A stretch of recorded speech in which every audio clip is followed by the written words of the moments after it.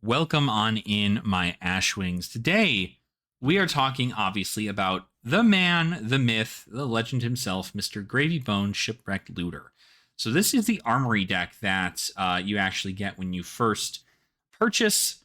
Get your feet wet into the high seas of Gravy Bones, and I kind of wanted to go over the general concept of the deck, what cards you may want to put a little bit more focus on, and maybe some cards that you may want to remove obviously into the upgrading of the deck.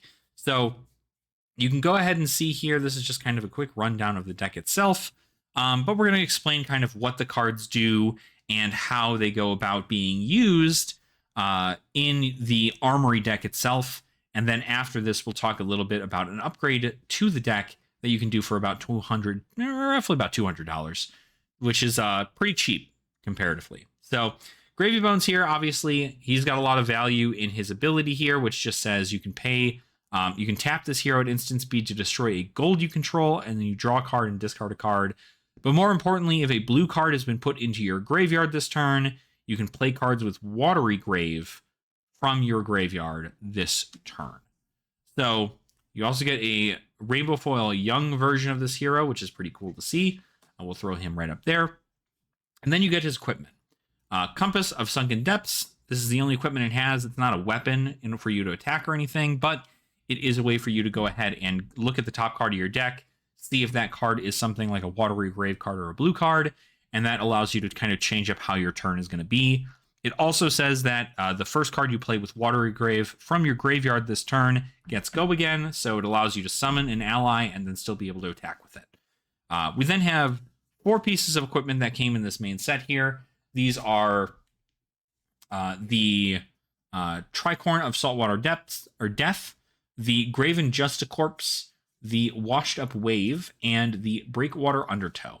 Now, for the budget build of this list, you're going to want to run probably all of these, but there's a world in which some of them are going to be different, so you'll see in the next part here. But Tricorn allows you to just when it defends, you discard a card with Watery Grave. If you do, then draw a card. So it allows those no blocks in your hand to then possibly be blocks, kind of like a Sink Below. Graven Justicorpse is a great way for you to get additional resources. It's got Battle Worn, and then an instant speed. You can destroy this to discard a card and then get resources based off of its pitch value. So if you discard a blue to turn on your ability on the turn, let's say you don't have a blue starter, but you have a blue, you can go ahead and just utilize this ability, discard the blue card, gain 3 resources, and then play any of your Watery Grave allies as well. Washed Up Wave, this is a pretty good 2-block effectively. You're going to want to turn your allies into blocking cards by using this here. And then Breakwater Undertow is a Blade Break card that just says Blade Break 1, and then at the reaction step, you can go about using this to give a pirate ally go again, and then that ally gets destroyed. So not a bad suite for what it's worth here, but I definitely think there are greater upgrades. They just cost like $100 a piece. So for you to consider this to be the budget build, I'd say they did pretty well for the budget equipment that comes inside this main deck here for your Armory deck. Now let's talk about the exclusive cards that I like about this deck. And honestly, the reason why it's such a great pickup for people who are looking to play Gravy Bones. First and foremost, it comes with a copy of Call to the Grave. This is a $40 Majestic right now, so it already pays for the entirety of this if you're purchasing a Gravy Bones deck.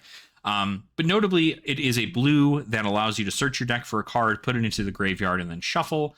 So this is a way for a blue to go to your grave, and also you get to choose an ally that you want to play that you maybe have the resources for, or you're looking to set up a big turn with. You can then get them into the graveyard and then be able to go ahead and get that value. Additionally, also, this is a way to give pseudo go again if you happen to have 2 allies out, because you can choose a card like Back Alley Breakline as its target. You then get this to go to the grave, and then you get your action point and another action point. So you have 2 action points now. So if you have 2 allies on the board, you can swing them both. That's kind of the cool part about that. But Call to the Grave is a great card to choose. You're going to want 3 of them, but you'll see why. This is a great card to have in the main deck, though. And then we have the allies that are specific to this deck only. You can only find these heroes in this deck unless you find the Marvels inside the main set. And these allies are pretty important. I would say at least these two, Anka and Oyston, are very, very good choices. Or not Anka, sorry, Sawbones and Oyston. Anka is okay, but Anka, notably, for those of you who do not know, and you can kind of really not see it because of the lighting, but Anka's ability says you can discard a watery grave card at instant speed and tap this. The next time an opponent draws one or more cards this turn, they discard a card. Notably, that has been changed to say this action phase and not this turn, because you could do this at the end of your opponent's turn, and then when they go to draw 4 cards, they'd actually have to lose a card. They'd have to discard a card because they drew a card. So it is very, very... it was very, very rough. This was like a really powerful card in the deck. It's gotten a little bit less powerful, but it's got 3 life. It's got 5 attack here. And I think overall it's not a terrible choice. You're able to read it a little bit better here now. It's not a terrible choice to have in the deck, but I definitely think you could probably cut one of them for another ally. We're also running Sawbones. Sawbones is just good. This card allows you to pay 1 to attack with it. It attacks for 6, has 2 life. It costs 2 for you to bring him out. And then you can also at instant speed tap this to say the next time you or a pirate you control would be dealt damage this turn, prevent 1 of that damage. So all of these allies are pirates, and you yourself as a hero are a pirate. So if your opponent is coming in for a break point and attacking you, you can block with a 3-block card and then also tap this guy here to then prevent another 1 point of damage, which is really good, especially if you're able to get 2 of these out. You're able to prevent a lot of damage over the course of the game, especially if your opponent's just choosing to not kill these things. Speaking of not killing these things, Oyston, very good card to use in the deck. Again, you just pay 0 to get it out of your graveyard, and then you pay 0 to attack with it. It attacks for 3, so it's head jab cost, but it only has 1 life, so it's not very easy to keep around. But notably, when it dies, you get a gold token. And the gold tokens are really important, again, because gold allows you to utilize your hero ability to draw and discard. It lets you pitch a blue to draw a card in case you just want more value in your cards. So definitely a fantastic thing to have. Notably, also, if your opponent kills it, you get a gold, but most people won't because they don't want they don't want gravy ones to have an advantage of drawing and discarding and all that stuff. So they tend to just ignore this, which means that even if you block out your entire turn and your opponent, you can still just send Oyston. This is your action point. It's just send 3, and then eventually they're going to have to get to the point where they're going to have to either deal with it, or you just get to continue to get value off that there. The next cards we have here are Loot the Hold and then Loot the Arsenal. These are more exclusive cards directly to the Armory deck. So you would need to get the Armory deck to get any of this stuff in here. And technically, if you Call of the Graves from Rosetta, but it's nice to have. So definitely pick up the Armory deck where you can. But these cards here, these 3, 6, 9, these 15 cards, effectively, are only available in the Armory deck. The same with this equipment. Not Washed Up Wave, but the head, chest, and legs.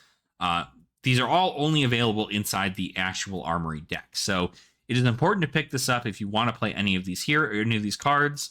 Loot the Hold is the best out of these 2 cards down here because it effectively says it's 0 cost blue, so you play it, and then it'll go to the grave, so you can use Gravy Bones ability.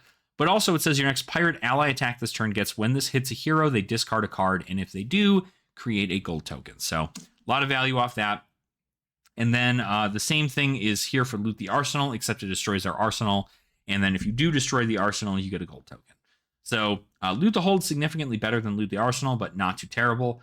And then that's kind of it. This is like the reason you purchase the deck is this stuff here, strictly because this is a ton of value for what Gravy Bones actually wants to run in Classic Constructed, and you get to get pretty much all of it for a whopping, $40. So I think it's a great pickup, even just for these cards alone, just because they're so important to the overall game plan of the hero. You want to make sure that you're getting those taken care of. But let's go into a little bit more of the rest of the allies. There are more allies than just the ones I had shown. There are 3 copies of Limpet Hopalong. Limpet is kind of your go again ally. You get to pay 1 to swing 2 and go again. Barnacle is a 0 for 4 ally. You have to pay 2 resources to get him out, but he's only got 3 life. He comes in for 4. It's still a breakpoint. So there's a world in which if you're able to Limpet for 1 and then Barnacle for 4, you're able to send 6 consistently over time, especially if your opponent doesn't want to deal with it. Rigor Mortis, banger of a card. Again, it's a 2-card 6. It's a 2-card 6 effectively, because you pay 1 resource to get it out, and then you pay 1 resource to get it to swing with it. So a lot of value off that. These are your other allies. So effectively, you have 3, 6, 9, 18 allies in the entirety of the deck. That kind of gives you a good number as to where you want to be, especially because you don't want to get your hand full of allies. You want to just like slowly start trickling them into the graveyard to where you're able to get that value off. But very good allies. I like them a lot. Now we get into like kind of the more go again starter package. We've got the 3 copies of Red Jittery Bones, the 3 copies of Blue Jittery Bones. We've got the 3 copies of Restless Bones Red, and then the 3 copies of Restless Bones Blue. These are great ways for you to start your turn. You use your compass to look at the top card of your deck, and you know what's up top. If it's a Watery Grave card, you can just destroy the top card of your deck to then give this go again. Either of these go again. Restless Bones costs 2 to cast. Jittery Bones costs 0. This is a 0 for 4, block 3, possible go again. This is a 2 for 6, block 3, possible go again in red. And then it's 2 and 4 in blues. This is just kind of a great way to filter your deck into your graveyard so you're not drawing into a whole bunch of allies. You notably only get to look at the top of your deck roughly about once per turn. So once per in between your turns, effectively. So just make sure you know if you have a Watery Grave card in hand that you get the value off of that. But even if you're just doing it, to possibly send 6 damage at your opponent, if you're trying to kill them, not a terrible way to do it either. Portside Exchange is a really good card. It's a blue. It allows you to draw, discard, and then create a gold.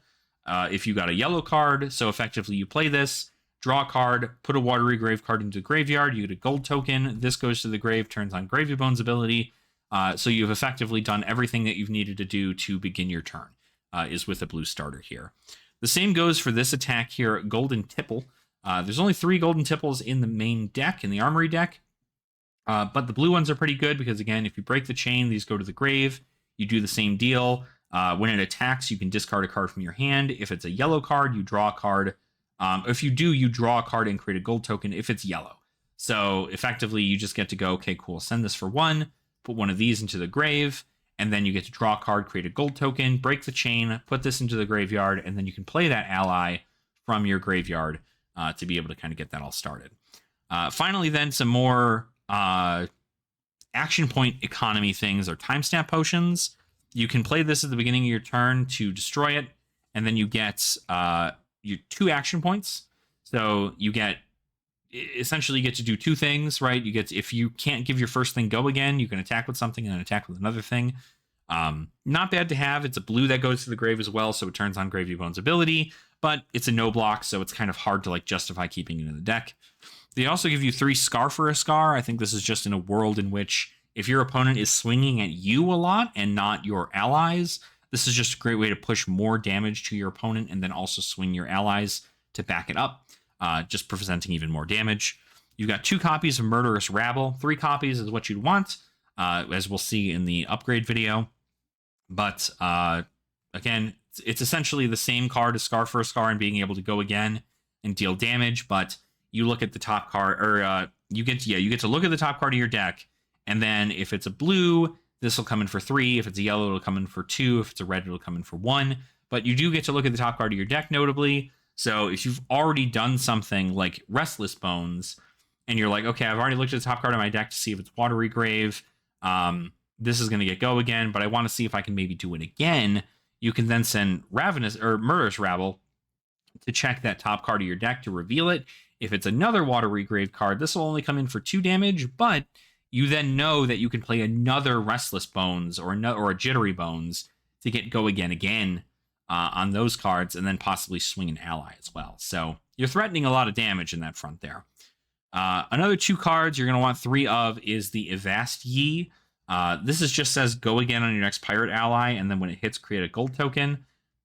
Very good, especially if you're trying to go wide with your allies. This Avast Ye is just killer. You're going to want 3 of them. It's practically a staple in the deck. 3 Paddle Faster. Again, this is where you want to go a little bit wider with the deck. You just need to tap an ally, and this will get Go Again. So it's a 0 for 4, block 3, with conditional Go Again of tapping an ally. You would then also have Battalion Bark. Super wonderful card, because it allows you to come in for 9 in most cases. You run a lot of blues in the deck. So having this come in for 9, following up, going in with like a Jittery Bones, play Limpet, swing Limpet for 6, and then pitch another blue for Battalion Bark. You then come in for 4, and then 4, 2, 6, 9. Again, that's like 15 damage. So a lot of value there. And it blocks for 3 in case you need to block with it. Notably, then also you have Back Alley Breakline and Fiddler's Green. Fiddler's Green is pretty much just there to block out some breakpoints and allow you to gain some more life. But Fiddler's Green does that, yeah. Back Alley Breakline is more so for action point generation. Again, if you're able to find a way to get this into your grave off the top of your deck, you get an action point back. So if you happen to make that happen, it works out really well for you. The same deal goes for anytime you're able to just get something off the top of the deck, even if it's like, I guess draw discard wouldn't work effectively. But again, it would be more so for these cards here, utilizing their effect. If you see that you have a Back Alley Breakline on the top of your deck, you can then just use this, give it Go Again, pseudo Go Again effectively from this, because you get your action point back, and then you get to attack with another thing there too. So that is the entirety of the deck for Gravy Bones. I wanted to go into a quick rundown of what I feel are some great upgrades for the deck, some things to take out, and things to swap around to allow you to be a little bit more efficient in the way that you play Gravy Bones at your local Armory. So let's go ahead and check that out. So now that you've seen the Armory deck, let's go ahead and take a look a little bit at some budget upgrades you can make to the deck and see if you can get a little bit more of a flow going for getting cards into the graveyard that are blue, and also finding ways to get your yellow allies into the grave as well through means such as this card right here, Golden Tipple. Now, I know initially we were just running the blues in the deck, but all 3 Golden Tipple are really, really good. The reason being is because they're a very simple cost to pay, since most of your deck is going to be blues. And on top of it, you do get to create a gold, because more than likely you're going to be discarding an ally whenever you go about doing that. So having the Golden Tipple is incredibly good. It's the reason why I run all 9 of them. If there's any one that I would cut, it probably would be the yellow ones. But having all 9 does do a lot of work for the deck, and it ends up being kind of the best thing for you here. So you go ahead and take a look here. The changes that we've made mainly to this the board effectively is we're removing those legs that initially came with the deck, and we're instead putting in Mage Master Boots. Mage Master Boots effectively allows you to play 3 allies in a turn once. So if you happen to have a pretty nice turn where you can go ahead and play 2 Limpets and a Rigor Mortis all in the same turn, you get yourself set up for a pretty nice play pattern to be able to move forward and get a little bit more of that value from swarming the board with allies. Your opponent's going to have to kill 3 allies at that point. If they can, awesome. In most cases, it's going to be above rate attacks to kill these allies. But, unless you're going against a ninja, then it's a little bit harder. Ninjas are definitely your worst matchups, along with warriors. But for our headpiece, we are still keeping this Tricorn of Saltwater Death. This is just, obviously, if you can't afford Crown of Dominion, Tricorn of Saltwater Death is pretty good, at least allowing you to discard and then draw. So effectively the same thing as Gold Tipple, but you don't get a gold for it. Washed Up Wave for some defense value, Graven Justice Corpse. So just in case you need some extra resources to play some stuff out, you can always you can get something into the grave. This is a great way to get a blue to the grave. If for some reason you can't get go again on something, you can utilize Restless Bones even to just put it to the graveyard and then gain 3 resources to be able to play any of your stuff that's in the grave right now. But looking into the deck, we do have 2 Battalion Bark red. We don't want to go too crazy on the reds in the deck just because the reds don't turn on our hero ability, and they also notably are not yellow cards that are able to be put to the grave with Golden Tipple. So these are mainly for pure power. So Battalion Bark is really there to kind of end a chain. If you happen to be able to have like a limpet, send 2 limpets with go again, and then you sit there and go, okay, well, what is my opponent going to do? They're probably going to go ahead and play another ally from their grave, and instead you just come in with a 9 power boat. Pretty good. So I definitely think Battalion Bark is a great choice here if you're trying to get a nice chain ender. And again, 9 damage is 9 damage. It's no on hit or anything, but this obviously is due to be replaced with things like Conqueror of the High Seas whenever you end up getting that. Then we move into some Restless Bones here. We're still keeping a few of the Restless Bones. We have 1 red and 2 blues in the main board. We also have 1 red in the sideboard. This is mainly if you just kind of need to go a little bit wider. In most cases, you're going to be able to get, or at least know when the option for this card is good, obviously with Compass of Sunken Depths. So before you start your own turn, go ahead and just, or before you declare blocks on your opponent's attacks, make sure you know what's at the top of your deck, because therefore these Restless Bones could be much more powerful if you know that there is an ally card on the top of your deck. And as long as your opponent doesn't send any kind of disruption to destroy that card on top, you should be in a pretty good spot to be able to take a little bit of damage, send a Restless Bones, put something in a grave, then play a blue, then go about doing all these options here. So very, very good stuff with Restless Bones as far as damage goes. Sink Below, we are running sinks just because there are heroes that tend to want to race you. They'll simply ignore your allies and they'll just go right to your face. And that is kind of their game plan, is to not let you set up because you don't block as well. But with Sink Below, of course, you want to take it out into more like fatigue style decks like Guardians, or even into the Mirror, just because in most cases it's going to be a kill ally pass, kill ally pass, kill ally pass, and these aren't really going to do you anything because they don't do any damage. So Sink Below is not going to be something you want to bring into those matchups, and obviously not into like Wizard either. Then we go into our allies here. We are keeping only 2 Ankas from the Armory deck. We're also keeping all 3 Sawbones, all 3 Rigor Mortis, all 3 Oyston, and the Limpets here. We are adding in Swabby, 3 copies of Swabby into the main deck here, mainly just because Swabby comes in for a nice breakpoint, and breakpoints are really good when you follow it up with something, of course, like Loot the Hold. Loot the Hold being a card that allows your next pirate ally attack to get when this hits. They discard a card, and if they do, you create a gold token. So having a breakpoint there in 7 is really, really good. Not to mention, if your opponent can't kill it, you just get to go ahead and pay 2 resources, send 7. That's just value to be able to keep that kind of power on board. You can also follow things up, obviously, with things like Avasti. This is your go again enabler for your pirate allies. So if you happen to have 2 out already, or you have a way to get some out and then utilize things like Gold Kiss Rum, these are a great way to go about doing it. Back alley break line, we're still running the 1 copy in there, just in case you happen to hit it off of a saltwater swell, or if you happen to hit it off of a Chart the High Seas, or if you happen to hit it off of what else does that exact same thing. Restless Bones, technically, you can discard the top card of your deck, and if it happens to be that back alley break line, you get your action point back. So not a bad hit. But you only really want to run 1, because if you run any more than 1, it could clunk your hand, and this does nothing outside of, you want it to be in any of your other zones besides your hand.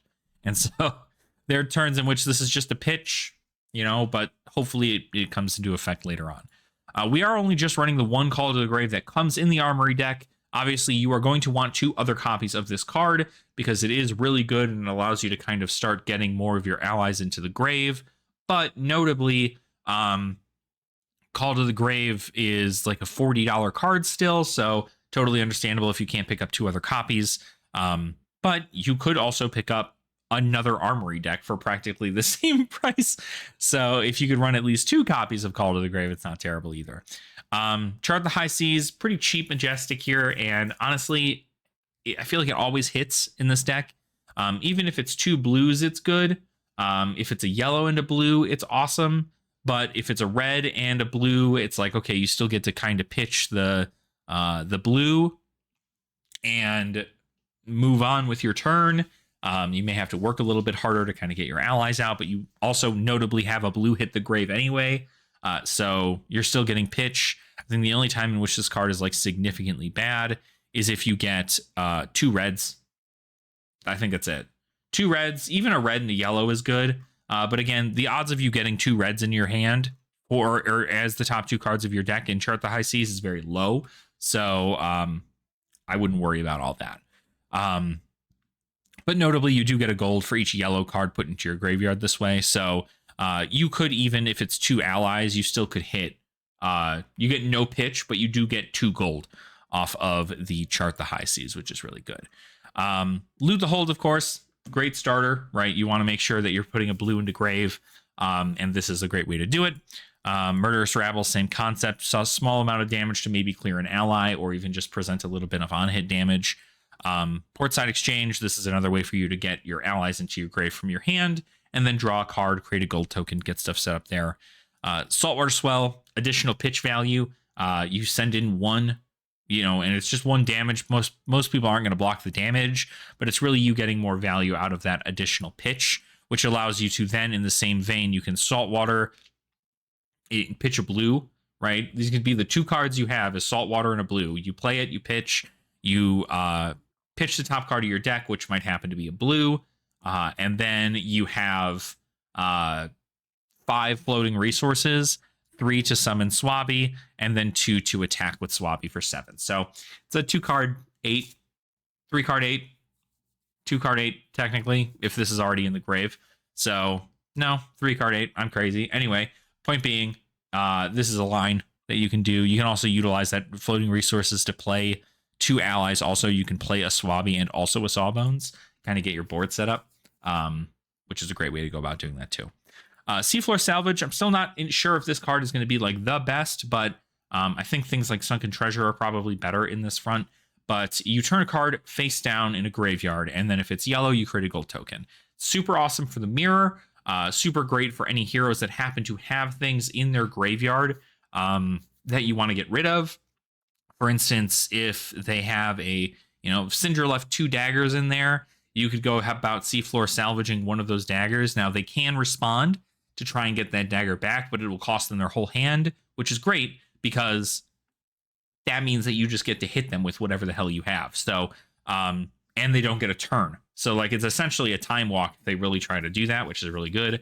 Outside of the fact that if they have a blue in their hand, they can just pitch a blue and get them back too. You can also target things like Rampant Growth for Verdance or Felling of the Crown for Florian in case you want to get that stuff back. Seafloor Salvage is kind of really good in that front. But if you're looking for gold specifically, most heroes have at least a yellow card you can flip over.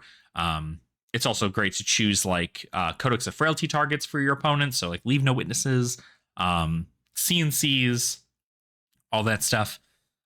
Getting that banished or essentially just turned face down in their graveyard means they won't be able to utilize that effect. And it is a blue block 3 that costs 0 that goes to your grave. Turns on ability. So good stuff there. And then, of course, Tip the Barkeep. Super fantastic. You want to be making Gold Kiss Rum. You don't really need to care about its secondary effect. But creating a Gold Kiss Rum is really good because if you happen to get 3 allies on the board, you can easily just go ahead and skip your gravy ability for that turn. Tap with the Gold Kiss Rum, and then send 2 allies at them, which is like, it could be anywhere between 6 and or anywhere between 12 or like, yeah, it's like anywhere between 8 and like 14 damage ish, which is pretty good, right? For it being just kind of a token that enables this. But of course, if your opponent's clearing your allies, your Gold Kiss Rum isn't going to do you too much. But it does work when it needs to, for sure. Moving into the sideboard here, we have 3 copies of Blood in the Water. This is again going to be another card that you add in for any hero that really just wants to focus you and you alone as the hero, because Blood in the Water is just, even at its base value with the 0/4D react, which is huge, but if you discard a card that is a Watery Grave card, it actually blocks 6. So it's really good into those Ranger matchups. It's really good into the Go Tall Guardian matchups. And they're really going to be targeting you and not your allies a whole lot. So I think from that standpoint, Blood in the Water is really, really good. You're probably not going to run this into, well, there's a world you probably still run this into like a ninja maybe, but again, they're not really going to be attacking you. They're going to be attacking your allies and then setting up a big combo turn in which this isn't going to help you any. Paddle Faster, this is a great thing to board into decks that you also want to go wide with damage and not just have it strictly be about allies. Paddle Faster, I think, is still a fantastic card. You tap an ally. If you have a lot of them out, then it's just nice to have them. Choose the one with the least amount of power or an effect that you're not planning to use on your turn. You can just send Paddle Faster, tap it, and then you get to have 4 go again. It's very, very good, especially if you're trying to close out a game, right? 4 go again, 6. That's a lot of damage coming in. There's our last Restless Bones here again for the longer matches. Sea Legs is really good in games you want to go wide with allies, strictly because this can get discarded to Golden Tipple. Golden Tipple, if you discard this Sea Legs, not only do you get a Gold Kiss Rum from discarding Sea Legs, but you also get a gold because you discarded a yellow card. So Sea Legs is definitely a lot of value. And worst case scenario, you pay 3 resources into it, it's extra 6. Clears an ally, clears out an opponent's chum. It clears out nearly anything. I mean, it's just a 6. It's very good. It blocks 3. Love to see it. Flying High, again, another go wide strategy. In which you can just go about playing this card. It gets your next attack go again, so it doesn't matter what it is. Your next attack is going to get go again, and if it's blue, it gets +1. So you can theoretically Flying High and then even try to send in a Restless Bones, just because at that point you're able to go ahead and make that happen. This will get go again even if you don't discard that card. If your plan is to discard a card, though, that with Watery Grave or send the top card of your deck to the grave, and if it's Watery Grave, this will get go again. You don't want to use this on that Restless Bones. You instead will want to break the chain, and then you will want to play Flying High to give your ally go again, and then you get to, value that through. And then finally, if we really want to overwhelm the board, currently we're just running 1 copy of Lead the Charge. This might be something I could see running 2 of if you're trying to get more allies out, but Lead the Charge, I think, is just a great blue to start with because, of course, it costs 0. And then the next time you'd play an attack or an action card with cost 2 or greater, you get 1 more action point. So the cards that you'll be playing with cost 2 or greater are obviously, you can play things like Battalion Bark, you can play Restless Bones, you can play Anka, Swabby, or Sawbones as cards to give you additional action points. Notably, even that's it. So that's pretty much most of it there. That's where you're going to want to use it with. And then this just allows you, again, kind of like Mage Master's Boots, it allows you to get another action point. So you can play this, and then you can play out a Swabby, right? Pitch 3 resources, get a Swabby out, you get your action point back, and then you get another action point because of Lead the Charge. So you'll be at 2 action points, which then, of course, you can spend the next 2 cards in your hand, which might be blues, to bring out, 2 Sawbones or something if you really want to. Or a Sawbones and then swing with something. Shoot, you could probably even just Avast Ye afterwards, swing with Swabby, and then swing with Sawbones for a whopping 13 damage, casually like that. So pretty good stuff there, but not terrible. And then Null Rune Boots. This is mainly for the Runeblade matchups. But because Wizard, I don't think there's a world in which you're going to be able to beat a Wizard. It like that. I think that Wizard just kind of does far too much to you as a hero. If there's a world in which you set up really well, you might be able to get a process for wizarding. But I think Null Rune Boots is kind of just enough. It really helps into the Runeblade matchups, just to kind of block out those rune chants. But you might not even want to bring it into Wizards, unless it's like a guarantee, like this 1AB is going to help me forever, right? But yeah, so that's kind of the deck. This is the main thing behind it. There's definitely a lot of things to change, but as you can see, it is significantly cheaper to play this deck than it is to play freaking, what do you call it? The full blown CC version of it. Of course, Sea Legs being the most expensive card, and then of course that Call to the Grave. So with the 3 copies of Sea Legs, it's about $14 a piece. But of course, that's like the most expensive you're going to get out of it. The rest of the stuff is pretty inexpensive. Tip the Barkeeps are $6. Chart the High Seas is $5.70. And then, of course, you're going to have most of the allies as well as the loot the holds. So you should be in a good spot there. The rest of this is pretty much bulk. And then this is just stuff that you get out of the Armory deck. So you'll have all of that already. So for a whopping, what, $150 more dollars? For $150 more dollars, you can play a pretty decent budget version of Gravy Bones. Do I think that there's a lot of upgrades that can be made to the deck? Yes. And that could be a completely different video once I get my own Gravy Bones deck up and running and kind of start talking a little bit about how it plays. I'll gladly go ahead and try to get some pointers out for everyone. But Battalion Bark just gets replaced by Conqueror of the High Seas. 3 copies of it. These get changed out for probably a couple more allies like Chum or Whaler Humperdinck. Then, of course, you get 3 copies of Call to the Grave. You might want to get rid of Back Alley Breakline. Doesn't matter. I do think that Seafloor Salvage probably gets blocked out with the Sunken Treasure, if that's the card you want to play there. But this is also not a bad card to keep. Otherwise, I mean, the rest of this is pretty good. You're going to want Give No Quarter. Give No Quarter is another card that might be what replaces Seafloor Salvage's Give No Quarter, which is just a card that allows your allies to cost less. Very powerful. So especially if you're running those higher power allies, kind of like Chum and Whaler Humperdinck, you're going to want to have that card to put to the grave. It's a blue, works out there. Yeah, that's pretty much it, though. I mean, a lot of the stuff kind of gets like moved around, but most of it tends to stay the same. I think that a more aggressive ally plan is good into most heroes. It's really good into Guardian. It's really good into Illusionist, I think. It's really good into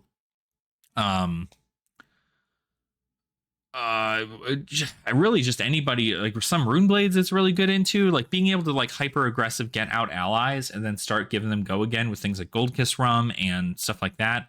That's what you want to do with the deck.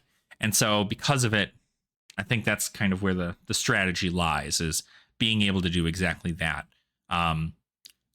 Decks that go wide, decks that, you know, like ninjas and warriors and stuff like that, they'll probably spend most of their turns killing your allies because they have the ability to just pump their weapon or have their attack come in for a very basic value.